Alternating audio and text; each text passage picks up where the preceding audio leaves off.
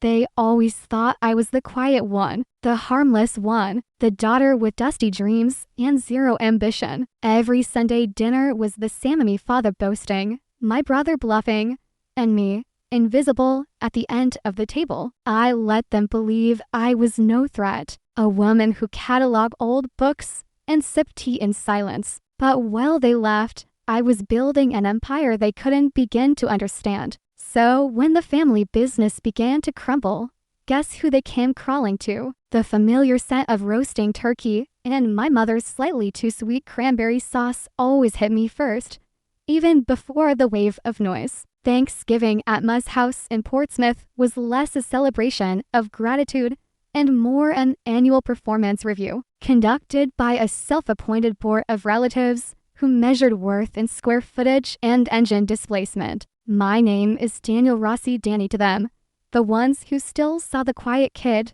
who left town right after high school. And for the past decade, that's exactly who I let them see. I parked my unremarkable gray sedan, a reliable, slightly aging Toyota a block away, a habit born not of necessity, but of a quiet desire to delay the inevitable immersion. Walking up the cracked concrete path to the porch of the house I grew up in, a two-story clapboard structure that always seemed to be leaning slightly, felt like stepping back in time, or maybe stepping out of time, out of the life I actually lived. Inside, the controlled chaos was already in full swing. Uncle Tony, whose minor role on the city council somehow inflated his sense of importance tenfold, was holding court near the fireplace, gesturing wildly with a half-empty glass of Chianti. Aunt Sophia was loudly lamenting the state of her daughter Sarah's struggling gift shop, while simultaneously asking pointed questions about the neighbor's new SUV. And then there were my cousins, Marco and Leo Rossi. Marco, older by a few years,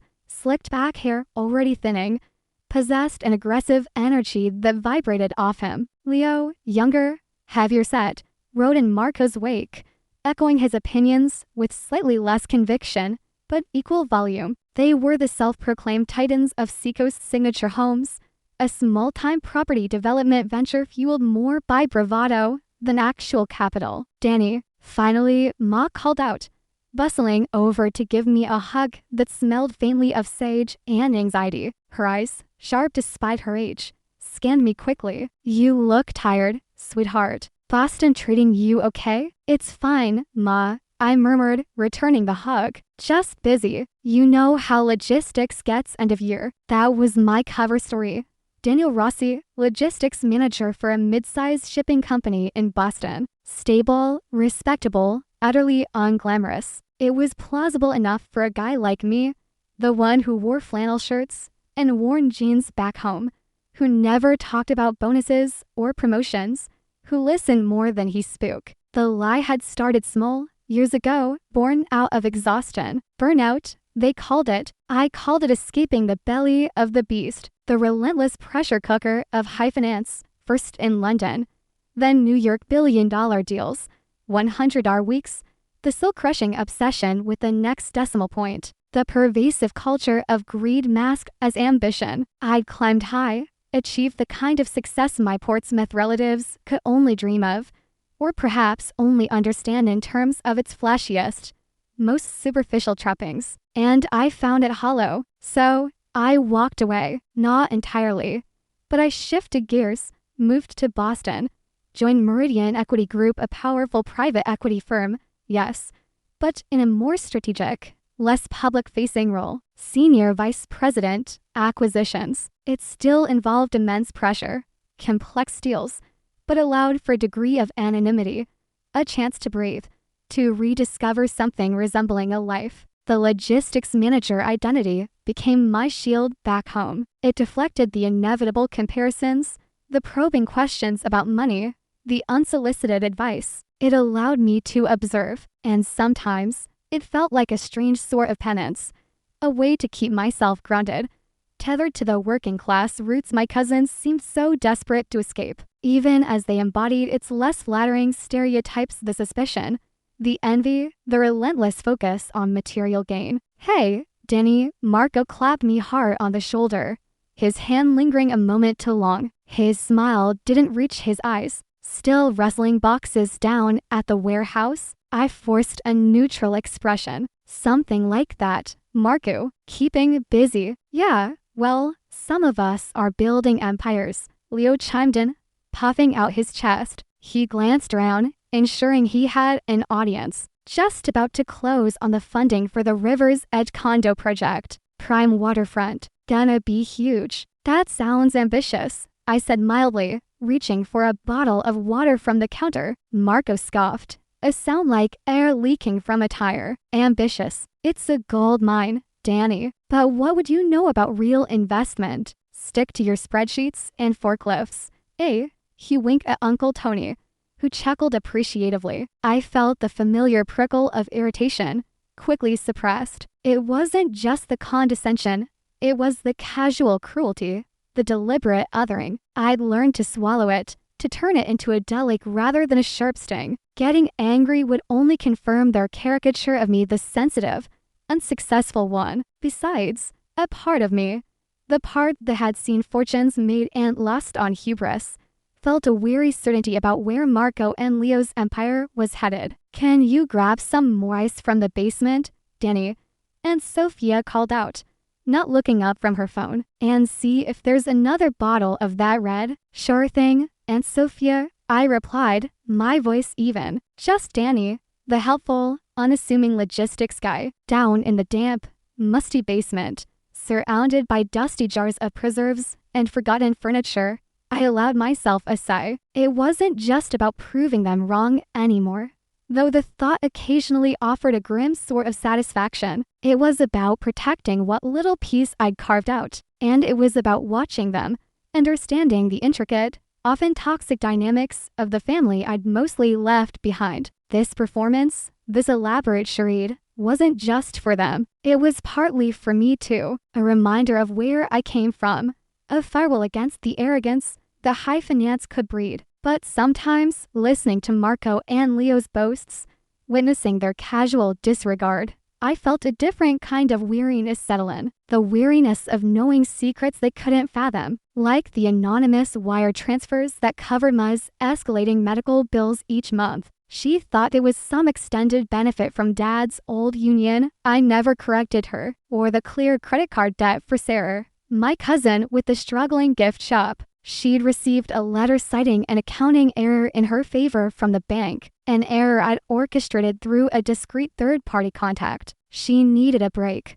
not a lecture or a handout that came with strings attached. And the small trust fund I'd established for her daughter, Emily, ensuring she'd have options for college, options Sarah herself never had. It was managed through a law firm Ma had never heard of, funded from returns Marco and Leo could only dream about. These were quiet acts, investments in people, not properties. They brought me a satisfaction far deeper than closing any multi-million-dollar deal. They were my real logistics, managing the quiet flow of support to the people who mattered, navigating the complex currents of family obligation without getting swept away by their judgment or expectations. Upstairs, the volume seemed to have increased. Marco was now detailing the luxury finishes planned for the condo's Italian marble, German appliances, his voice ringing with certainty. Leo nodded along, already spending the imagined profits. I picked up the bag of ice and the wine. Taking a deep breath, I pasted the neutral expression back on my face. Time to go back upstairs and play my part. Danny Rossi, the logistics manager, just passing through, observing, waiting. The tension in the room was palpable, thick with unspoken rivalries and financial anxieties. Little did they know, the real high-stakes game wasn't being discussed over turkey and stuffing. It was playing out silently, behind the scenes, orchestrated by the guy they barely noticed. And the final act was approaching faster than any of them could imagine. The weeks following Thanksgiving bled into the pre-Christmas rush. Back in Boston, my days were a whirlwind of conference calls, due diligence reports, and negotiations that spanned continents and time zones. Meridian Equity operated at a scale that would make Marco and Leo's heads spin. Global infrastructure projects, tech acquisitions, corporate restructuring. My role involved dissecting potential investments, identifying risks, and making recommendations that carry immense weight. The pressure was intense, but it was the familiar, almost comforting weight compared to the suffocating pressure of my family's expectations and judgments. My logistics manager persona remained firmly in place during my brief phone calls with Ma. She'd relay snippets of Portsmouth News Sarah's shop doing slightly better thanks to the breathing room I'd secretly provided, Uncle Tony grumbling about budget cuts, and, inevitably, Marco and Leo's relentless pursuit of funding for River's Edge. They seem very confident. Danny, Ma had said one evening, a note of worry in her voice. Marco keeps talking about some big meeting in Boston, a really important investment company. Oh, I kept my tone casual, though my pulse quickened slightly. Lots of those in Boston. Meridian something? Does that sound familiar? I paused, the name hanging in the air between us. Meridian Equity? Yeah, Ma, I've heard of them. They're significant. Well, Marco says they're very interested. He says this is the deal that will finally put Seacoast Signature Homes on the map. Her sigh was audible over the line. I hope they know what they're doing. Me too, Ma, I said softly. Me too. I knew exactly what they were doing, or rather, what they thought they were doing. Their proposal had landed on the submission pile weeks ago, routed through the standard channels. Under normal circumstances, a small-scale, high-risk regional development like River's Edge, pitched by a company with a negligible track record like Seacoast Signature Homes, wouldn't even make it past the initial screening analysts. But I had flagged it, not out of familial loyalty, not initially. It was professional curiosity mixed with a morbid sense of inevitability. I wanted to see the numbers, the projections, the foundation upon which their towering egos were built. I assigned a junior team to do a preliminary assessment, instructing them to be thorough, impartial. Their initial findings were predictable: overly optimistic revenue forecasts, underestimated construction costs, vague contingency planning, and a debt structure that looked precarious even on paper. But there was something else: whispers in the data, anomalies in their previous, smaller projects transactions that didn't quite add up, sudden infusions of cash just before defaults were triggered on loans. Red flags. It was then that a colder, more calculated thought began to form. Marco and Leo weren't just arrogant and condescending. They were likely cutting corners, possibly worse, and they were walking blindly towards the lion's den, hoping to dazzle with cheap suits and borrowed confidence. The irony was almost unbearable. They were pinning their hopes on Meridian Equity, the very firm where their underestimated cousin Danny held a position of significant power, the firm that, through a complex web of subsidiaries and debt acquisitions I'd overseen years ago, already held a controlling interest in the debt of one of their previous, nearly failed projects, a fact they were blissfully unaware of. A situation I had quietly managed to prevent from imploding entirely, mostly to shield the small local banks involved. I could have killed the deal then and there. A quiet word, a discreet email, and their application would vanish into the corporate ether. It would have been the easy way, the professionally justifiable way. But something held me back. Years of swallow insults, of being the family footnote, the butt of their jokes. Years of watching their performative success while quietly cleaning up messes and supporting the people they overlooked. It wasn't about revenge. Not exactly. It was about accountability. It was about the collision of their carefully constructed facade with the unvarnished truth. And perhaps, a small, buried part of me wanted to be there to witness it. The request for a face-to-face meeting landed on my desk. Marco and Leo Rossi, representing Seacoast Signature Homes, requesting a presentation with Meridian Equity's acquisitions team to pitch the River's Edge development. Standard procedure dictated I delegate this to a VP or director, but I didn't. I scheduled the meeting myself in the main boardroom, and I assigned myself as the lead representative for Meridian Equity. The days leading up to the meeting were filled with a strange sense of precision. I reviewed the deep dive due diligence report my team had compiled. It was worse than I'd suspected. Unreported liabilities, questionable contractor invoices that hinted at kickbacks or inflated costs, potential zoning violations they seemed to be ignoring, and patterns of drawing company funds for personal expenses disguised as business costs, luxury car leases, trips. It painted a picture not of ambitious entrepreneurs, but of reckless gamblers playing with other people's money, potentially crossing legal lines. I also pulled the file on Uncle Tony's minor brush with legal trouble a few years back, an issue related to campaign finance disclosure that could have cost him his council seat. An anonymous donation to his legal defense fund, channeled through a charity, had made the problem quietly disappear. He'd attributed it to luck, or perhaps divine intervention. He certainly never suspected his warehouse jockey nephew. The night before the meeting, I stood looking out the window of my apartment, the Boston skyline glittering below. The life I lived here felt worlds away from the cramped, judgmental atmosphere of Muzz House in Portsmouth. Here, I was Daniel Rossi, SVP, a respected figure in a demanding field. My worth was measured by my analysis, my strategy, my results, not by the car I drove or the brand of my jeans. Tomorrow, those two worlds would collide spectacularly. There was a grim satisfaction in the thought, but also a thread of sadness. This wasn't just business, it was family, however fractured. But Marco and Leo had consistently chosen to treat me as less than, as insignificant. They had built their identities on a foundation of bluster and perceived superiority. Tomorrow, the foundation would be tested against the bedrock of reality. I laid out my suit, not just any suit, but one of my best, a bespoke Italian wheel number that cost more than their monthly mortgage payment. Sharp,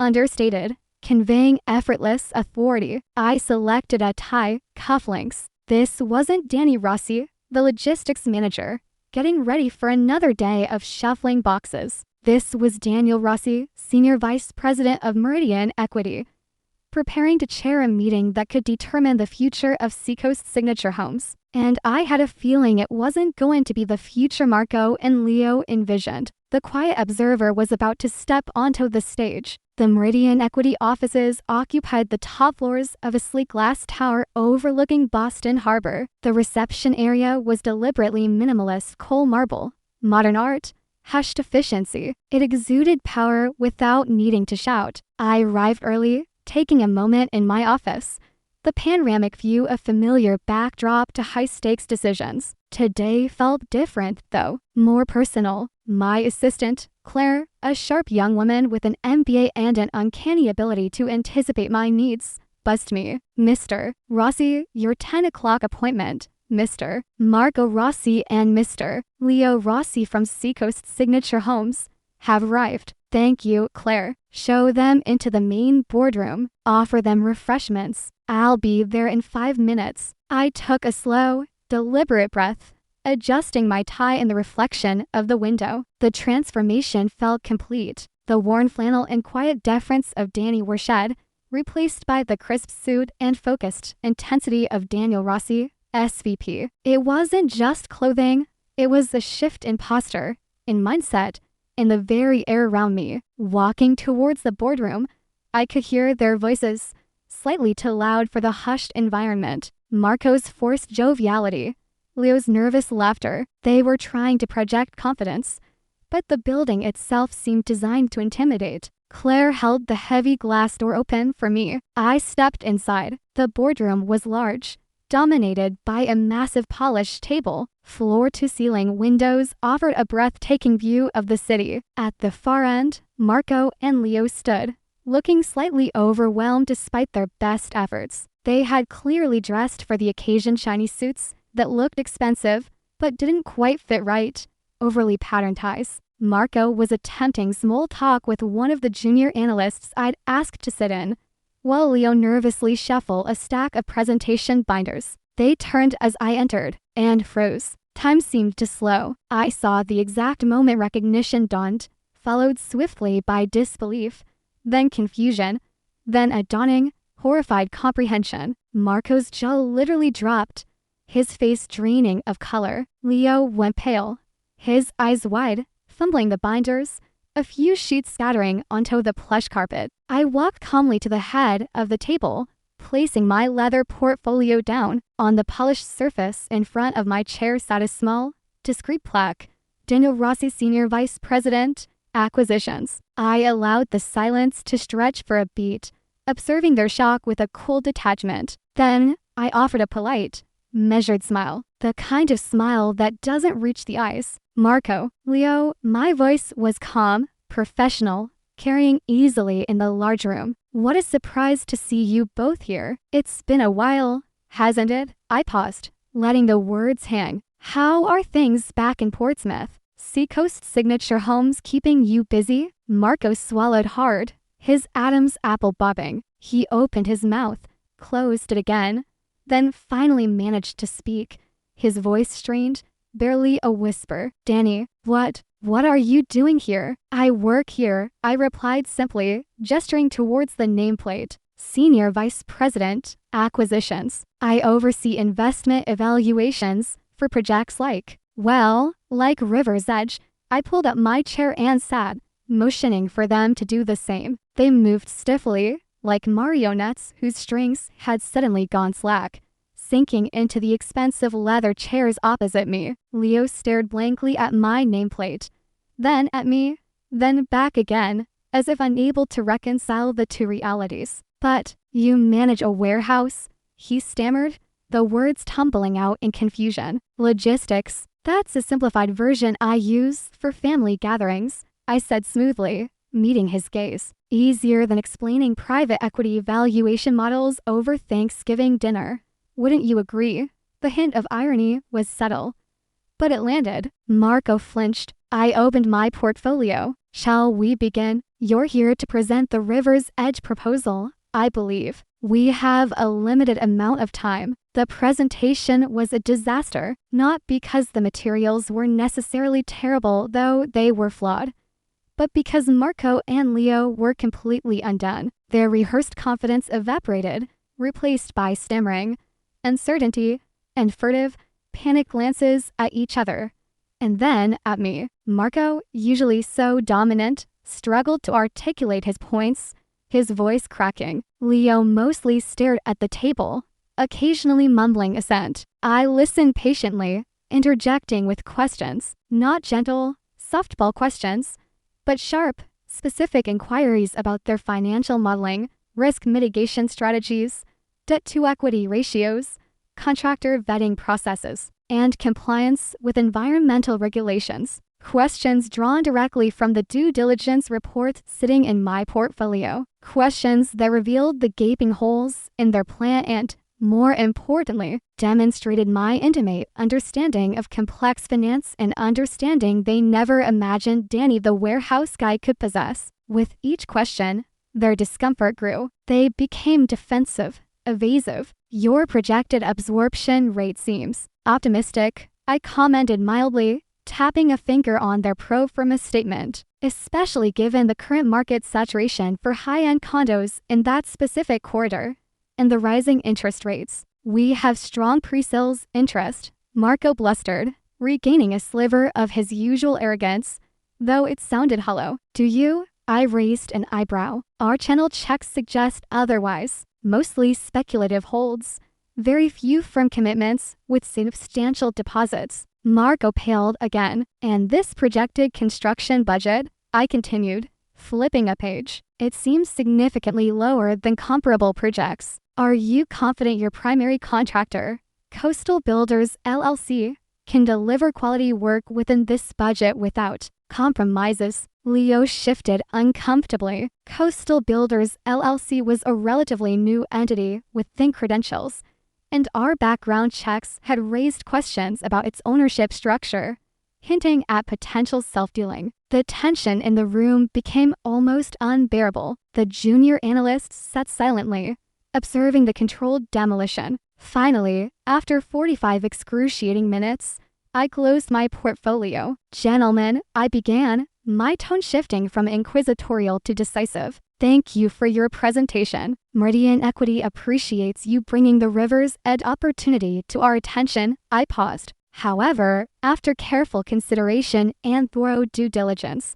this was the moment. We must decline to invest in this project. Decline? Marco shot up from his chair, his face flushed with anger and desperation. On what grounds? This project is solid. You're letting personal feelings interfere just because we. Back home, he trailed off, perhaps realizing how pathetic it sounded. Mr. Rossi, I said, my voice hardening slightly, dropping the familial Marco. My decision, and the recommendation of my team, is based solely on the merits, or lack thereof, of the proposal and the findings of our due diligence. Personal feelings do not factor into Meridian Equity's investment criteria. I nodded to Claire, who discreetly placed a slim folder in front of me. However, I continued, opening the folder. Since you question the grounds, let me be specific. My voice was cold now, devoid of any warmth or irony. Our analysis uncovered several critical issues. I proceeded to lay it out,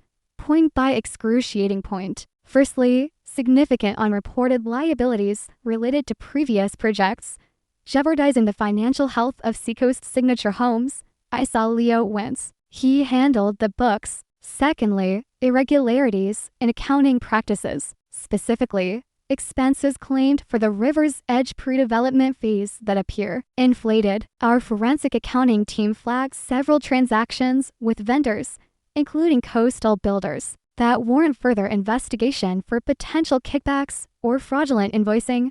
Marco's face turned ashen. Thirdly, I pressed on. Potential misrepresentations regarding zoning compliance and environmental permits. Key approvals you claimed were imminent are, in fact, facing significant challenges you failed to disclose. And finally, I paused, letting the weight of the words settle. A disturbing pattern of utilizing company funds for personal expenditures inconsistent with legitimate business operations, luxury vehicle leases, and documented travel expenses. That's not true, Marcus sputtered, slamming his hand on a table. You're twisting things. This is because of Thanksgiving, because we asked you to get ice.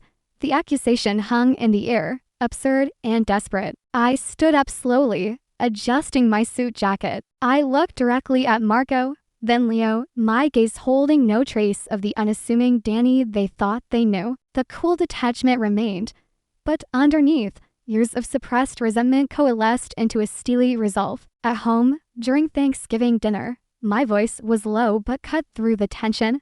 I might just be Danny the logistics guy in your eyes. You can underestimate me, dismiss me, ask me to fetch drinks while you discuss your empires. I allowed a beat of silence. But here, Mr. Rossi, at Meridian Equity, I represent principles you clearly don't understand. Integrity, transparency, accountability. I leaned forward slightly, my eyes locking onto theirs. Your project lacks financial transparency. Your business plan is riddled with unacceptable risks, both legal and market-based. Your company's financial management appears unethical, possibly illegal. I straightened up, my voice regaining its professional chill. Meridian Equity does not invest in operations lacking fundamental integrity. Furthermore, and here, a flicker of the personal broke through, cold and sharp. The way you have treated me, your own cousin, over the years speaks volumes about your character. It reveals a fundamental lack of respect, not just for me, but for anyone you perceive as being beneath you. I gestured towards the door. This meeting is over. Claire will validate your parking. Marco looked like he wanted to explode, or perhaps collapse. He opened his mouth, then closed it, speechless, trembling with a mixture of rage and humiliation. Leo looked utterly broken, staring at the damning evidence implied in my words. You planned this, Marco finally choked out, his voice thick with accusation. I met his gaze unflinchingly. I uphold my fiduciary duty to this firm and its investors, Mr. Rossi. Your proposal failed on its own merits. Your personal conduct merely confirmed the underlying character flaws that likely contributed to those failings, I added, unable to resist a final twist. Interestingly, our firm, through a subsidiary holding distressed debt, actually saved one of your earlier ventures from complete collapse a few years back, an intervention you were never aware of. Consider that a final an acknowledged favor. That last piece of information seemed to drain the last bit of fight out of them. They stared at me, finally understanding the depth of their misjudgment, the scale of the reality they had refused to see. Wordlessly, defeated, they gathered their scattered papers and walked towards the door, their expensive suits suddenly looking like cheap costumes. They didn't look back. The heavy glass door clicked shut behind them, leaving a profound silence in the vast boardroom. I stood there for a moment, the adrenaline slowly receding. There was no elation, no triumphant surge, just a quiet, grim sense of finality. The reckoning had come, not through malice, but through the simple, unyielding application of truth and consequence. The Danny they knew was gone. Daniel Rossi had finally stepped out of the shadows. The heavy silence in the boardroom lingered long after Marco and Leo stumbled out. Claire quietly gathered the discarded presentation papers, her expression professionally neutral. But I caught a flicker of understanding in her eyes. My junior analysts were studiously reviewing their notes, avoiding my gaze, perhaps sensing the complex currents beneath the surface of the meeting. "Thank you, everyone," I said, my voice steady. "Let's finalize the internal rejection memo based on the due diligence findings. Standard procedure." They nodded, gathering their things and filing out, leaving me alone with the panoramic view of the city. I loosened my tie, the knot suddenly feeling tight. The confrontation hadn't brought the cathartic release I might have subconsciously craved. Instead, there was a hollow ache, a sense of something irrevocably broken, even if it was something toxic and unsustainable. Family, even fractured family, leaves its mark. The fallout was swift, though I didn't hear it directly. News travels fast in a place like Portsmouth. Ma called a few days later, her voice tight with confusion and worry. "Danny, what happened at that meeting?" "Marco and Leo, they're devastated. Marco's not speaking to anyone,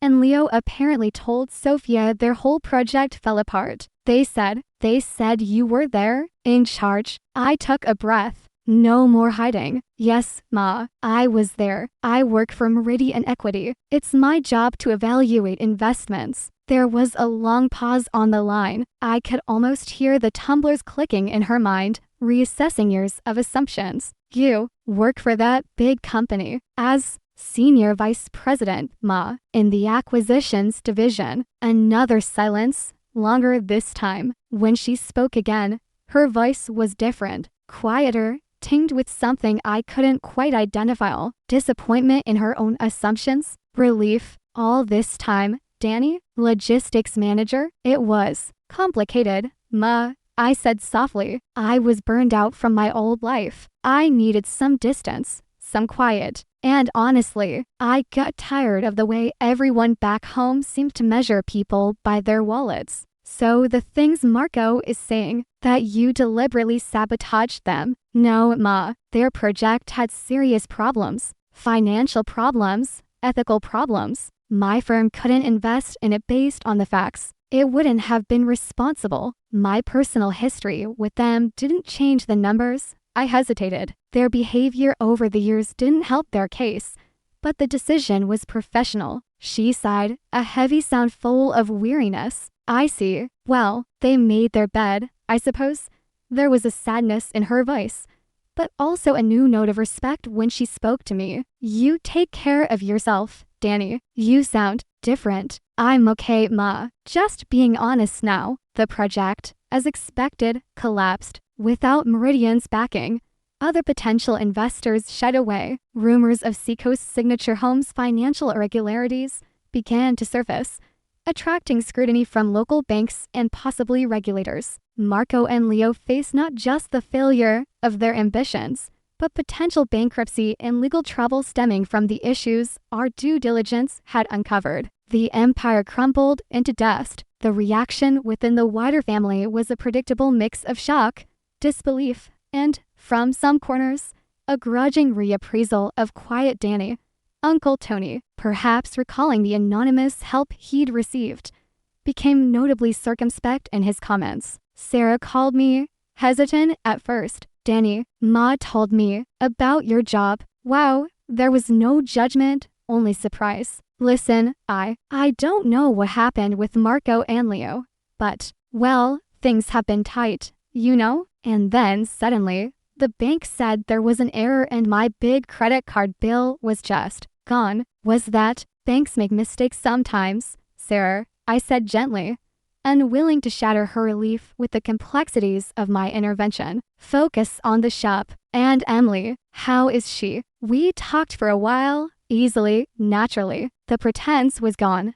And in its place, a genuine connection felt stronger. The following Christmas felt different. I drove up to Portsmouth, parking my same gray sedan in front of the house this time. I still wore jeans, but maybe a nicer sweater. The atmosphere inside was subdued. Marco and Leo weren't there. Their absence was a palpable void, filled with unspoken questions and a general air of discomfort. No one asked me to fetch ice. No one made snide remarks about warehouses. The conversations were more muted, less performative. When I spoke, people listened. Uncle Tony asked cautiously about the financial climate in Boston. Aunt Sophia seemed preoccupied, quieter. Ma watched me throughout the day, her gaze thoughtful. Later, as I was getting ready to leave, she pulled me aside in the hallway. Daniel, she said, using my full name, something she rarely did. She put a hand on my arm, her touch light but firm. I don't understand everything about your life in Boston. Maybe I didn't want to see past what was easy. She looked me straight in the eye. But I know you've been helping me, and I suspect you've helped Sarah too. Silently, while others just talked, a faint smile touched her lips. Your father would have been proud, not of the fancy title, necessarily, but of the man you are. Quiet strength. Like him, tears pricked my eyes unexpectedly. It wasn't absolution, but it was understanding. It was acceptance, based not on my professional success, but on my character. The very thing Marco and Leo had consistently failed to see. Leaving Portsmouth, the evening felt lighter. The charade was over. The reckoning had happened, brought about not by deliberate vengeance, but by the inevitable collision of pretense with reality. Marco and Leo had faced the consequences of their actions and their attitudes. My relationship with my family had fundamentally shifted. The old dynamics were broken, replaced by something quieter, more honest, perhaps more distant with some, but more authentic with those who mattered. I hadn't sought glory or revenge. I had sought peace, anonymity, and the space to live according to my own values. Inadvertently, upholding those values in my professional life had triggered an earthquake back home. The experience left scars, but it also cleared away the debris of years of misunderstanding and disrespect. Driving back to Boston, back to my demanding job and the life I had chosen, I felt a sense of equilibrium I hadn't felt before. I no longer needed to hide, nor did I need to flaunt. Success wasn't about the title on the door or the balance in the bank account. It was about integrity, about quiet kindness, about knowing your own worth even when others couldn't see it. True value isn't showcased in loud pronouncements or outward appearances, but is often found in quiet integrity, consistent character, and unseen acts of kindness. Never underestimate someone based on the role they seem to play. Their true influence and substance might run far deeper than you imagine. Respect is earned not through status, but through how we treat others, regardless of their perceived position. The consequences we face are often simply the reflection of our own choices and character brought into the light. How do you find today's story? Leave a comment below. If you like this video, please like and share. Especially don't forget to subscribe to the channel so you don't miss our interesting and exciting stories.